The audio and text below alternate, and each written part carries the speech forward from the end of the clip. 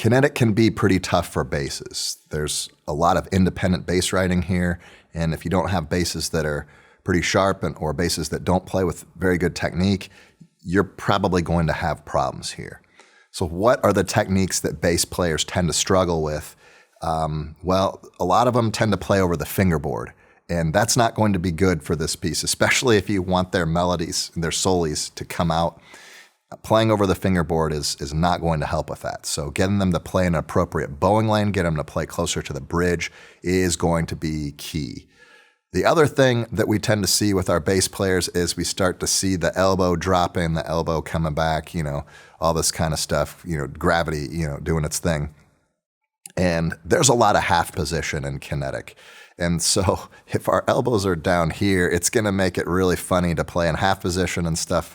It's going to be pulling things down in half position. We have to extend up towards the scroll, and that's going to be really tough if the students are using suboptimal technique with the left hand as well. So definitely work on those. Just watch the elbows of your bass players and watch their bows. Make sure they're playing a good bowing lane. I feel like a lot of orchestra directors, myself included, tend to ignore the basses.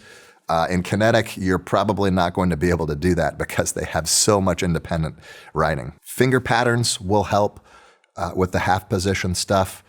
Violins have half position stuff and basses have even more of it. At the beginning of each of my teaching companions, I always have finger patterns first. If we can't play in tune and if we can't make good tone, nothing else in this thing is going to help your orchestra very much. So make sure they can play in tune. Make sure they can play with good tone. That's really going to help in Kinetic too because there's so much homophonic writing here.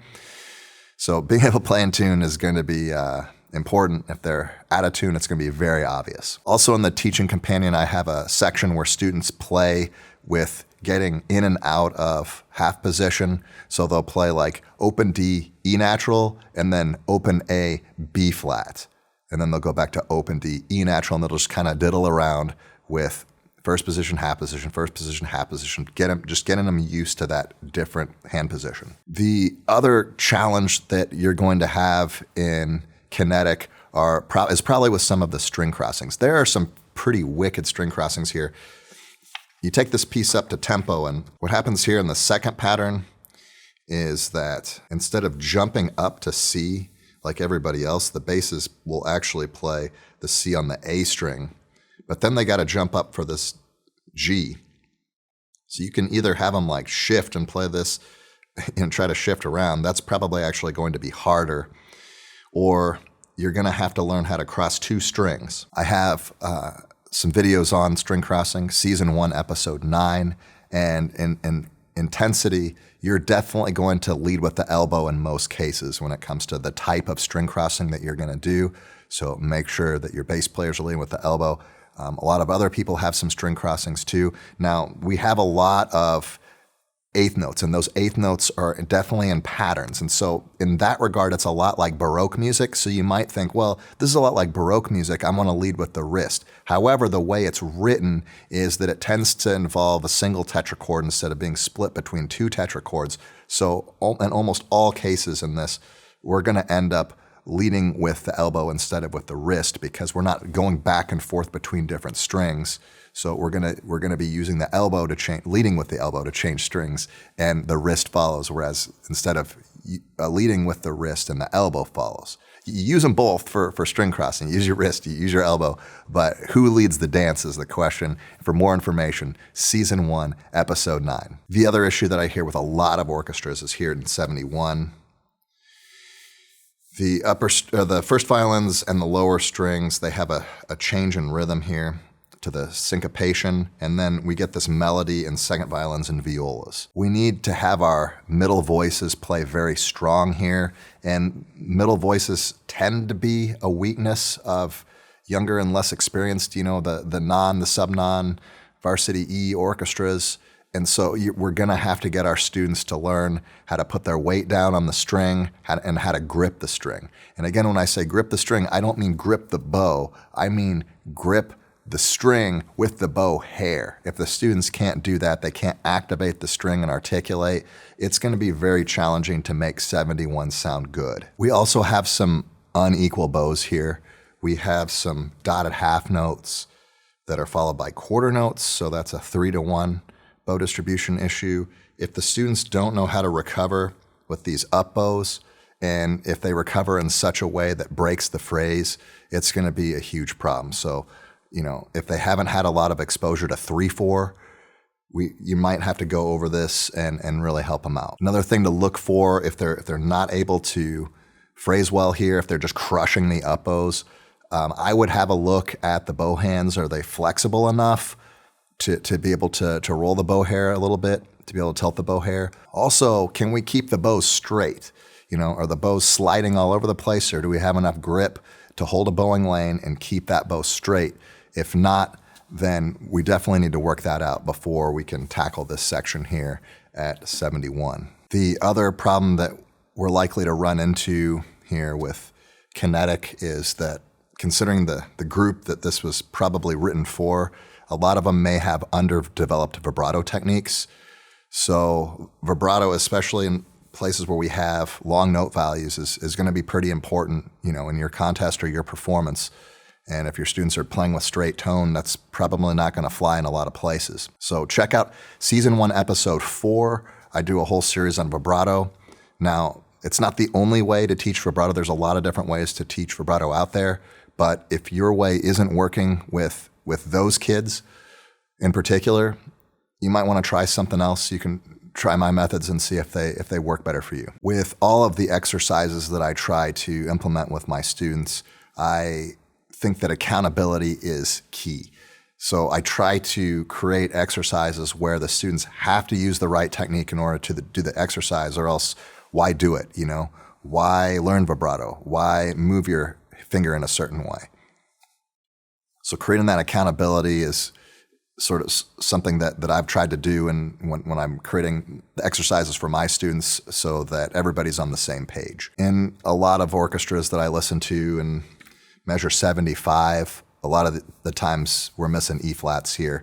Maybe not just all the E-flats for the entire bass section, but we might have a kid or two that just hasn't quite figured out where low 1 is on the D string. Definitely listen for that and make sure that doesn't get swept under the rug. It happens again here at 84. Now, it's not just that we're missing the E-flats in a lot of the cases. It's that we don't understand half position. So does the kid play low 1 here and then play second finger here for the F natural and then first finger here for the A? Well, that's not half position, folks. All right, so what we need to do is play fourth finger for the F and second finger for the A, and we need to stay in half position all the time until we get to measure 85, and then we can use first finger for this E natural. But up until that point, we need to teach our bass players half position, not just low 1.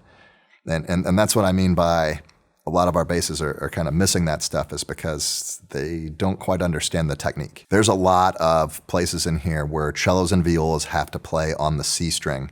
And students of this level, they may not have played on the C string all that much. You think back to their method books, and they might have a page or maybe 2 pages at the most on the C string, and then they forget it, and it doesn't really show up a lot in their concert music. So we might have to have a refresher for our violas and our cello players on the C string notes. We might have to do a lot more pizzicato. We might have to do a lot more play it, say it, just whatever it takes to get them to understand what notes they're playing. I would discourage writing the fingerings and that kind of stuff. Like, that's, if you're really trying to get them to learn the C string, the play it, say it, the getting them to read is going to be very important. Okay, we have these sustaining notes, and we have this homophonic section, and intonation is going to be, of course, critical on that. But a lot of times when I hear intonation problems in Kinetic, I hear them on these block chords in 17, 18, and this, because I think that the harmonies are moving so quickly. So what I would suggest that you do is isolate each beat and really have them listen to each harmony and figure out where they fit in. Otherwise, it just the intonation just kind of goes, and we're not really hearing the progression. We're just kind of hearing like a bunch of wild intonation, and then hopefully we get back on track with the statements of the A theme and the low strings, the basses, and then the cellos have the second variation of it. And then finally, A lot of problems that we have here in Kinetic has to do with balance and blend. Sometimes our middle voices aren't coming out. Sometimes our low strings aren't loud enough. Usually don't have an issue hearing our violins. So how do we balance? How do we get certain lines to come out and everybody else to get out of the way? Well, in season 1, episode 8, I have a whole series of videos on balance and blend. So you can kind of see how I approach balance and blend, and that might help you. A lot to do with what bowing lane are they going to be in, and how that affects the sound wave in order to either punch through the orchestral texture or help them blend with the orchestral texture. But that's something that you could certainly watch and work on if you're having those sorts of balance issues with your students. So I want to hear from you guys. What issues do you have when you're teaching Kinetic? Is this something that I didn't go over that you would like to know, or something that a problem that you've solved a different way from something that I've described, or had a different problem and solved, and you'd like to share that with us? If you do, please drop that in the comment section below. And I hope you liked my take on Kinetic, and I'll see you in the next video.